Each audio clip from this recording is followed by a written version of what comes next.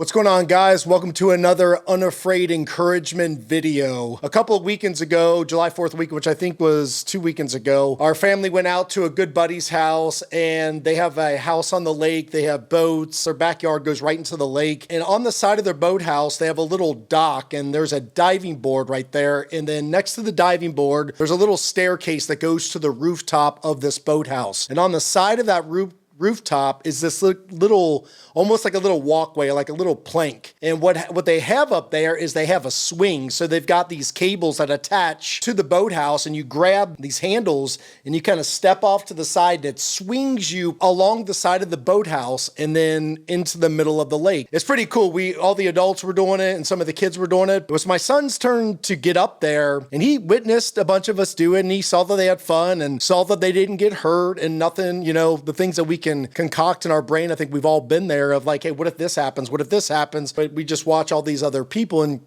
can disaster strike? Of course, I'm not going to pretend that it can, but it was a safe environment, and he was playing into the fears in his head. But he was standing there, and he would be holding the swing, about to go do it, and you could see him just looking over, and the fear just would start to hit him, whatever those voices in our head were.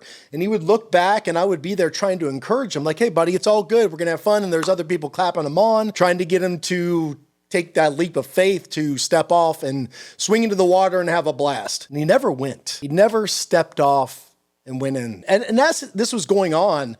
I was like, why isn't he doing this? And I was like prompted, and it made me think of a certain thing that I had to go through where I was scared. I'd say probably about a year ago, I heard the Lord say, start talking about me. And of course I'm like, what do you mean? And I would just hear over and over. I would do a post on Instagram or LinkedIn or do a video or whatever, something on Facebook. And all I'd hear is like, talk about me. And I was like, okay, that's just me. Okay, whatever. And it kind of kept coming, and it kept coming, and I kept hearing the same thing. And I finally had put like #God, #faith, go Jesus. I would start doing these little things because I couldn't get it off my mind. One time I heard, why aren't you talking about me? And I was just like hit with, why am I so afraid? I was fearful of putting it out there because I know, and the Bible's very clear on this, is putting yourself on the butcher's block and talking about Christ and talking about God and talking about that is because the world, which is not our friend, is going to be coming at you. So the Bible's very clear about it. And one of the verses that I'm going to read right now, it kind of explains it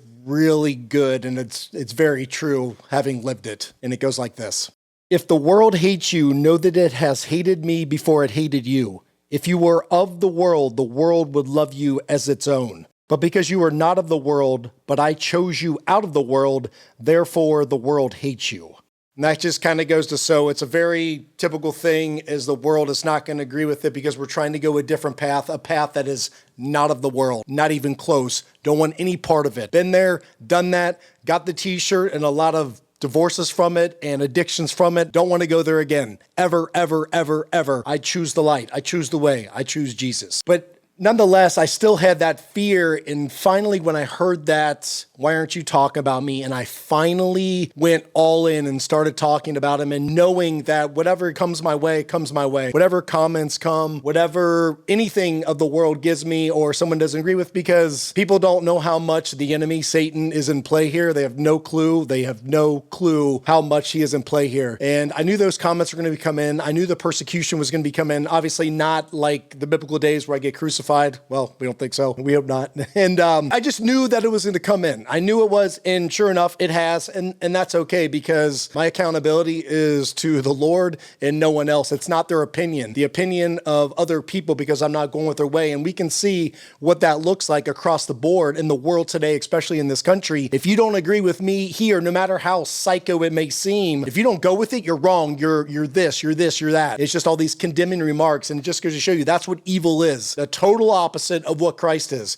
If you're this, or you think you're that, or you're dealing with this, it doesn't matter. Come in, let me take care of you, and we're going to make it right. We're going to go through a forging process and get rid of those impurities and make you pure. And it's a process. It's not a one and done thing. Unfortunately, I really do wish there was an easy button that we can push, but that's not what's there. But what happens as we go through this reforming, this forging process, is we develop a thing called a relationship. And that relationship is the coolest thing and the most rewarding thing that I have ever experienced. And it is beautiful. It doesn't matter where you were. It doesn't matter where you are. It's like, come now. Let's do this together. It's not, it's you. It's he's with you, in you, next to you. You do everything together, and that is a beautiful thing. But I started talking about him, and I found my strength in him.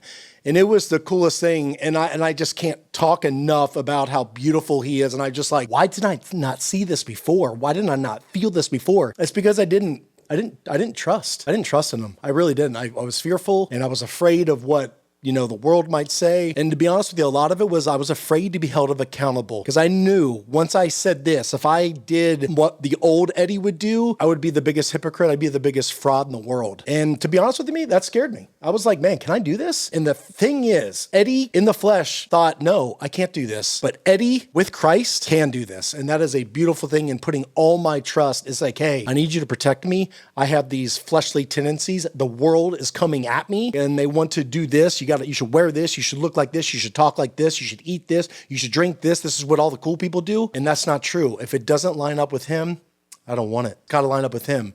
And that is where the blessings, and the blessings keep coming in. At the beginning of this video, I mentioned my son, Tristan, being on this swing. And after the fear finally subsided and he had that, I guess you could say, come to Jesus moment, he grabbed that bar and he looked off to the side over the lake and he stepped off. He took that leap of faith and he swung and he went all the way out in the lake and jumped off, and he came out of the water, breaking the surface with the biggest smile on his face. He climbed up the ladder from the dock. The kid was on it for hours. He was on it for so long. The next day, he's like, my shoulders are hurting so bad from that swing. And he just had the best time. He took the leap of faith and he realized that the stuff that he was believing, the lies that he was starting to fold into, he thought he was going to get hurt, thought of all these things, and it wasn't. That's not what it was. And just like me, when I thought that I shouldn't talk about the Lord, this is going to happen, I was blessed. I was blessed more than I could ever imagine. And I know it's not done, because this mouth is not done talking about him. This mouth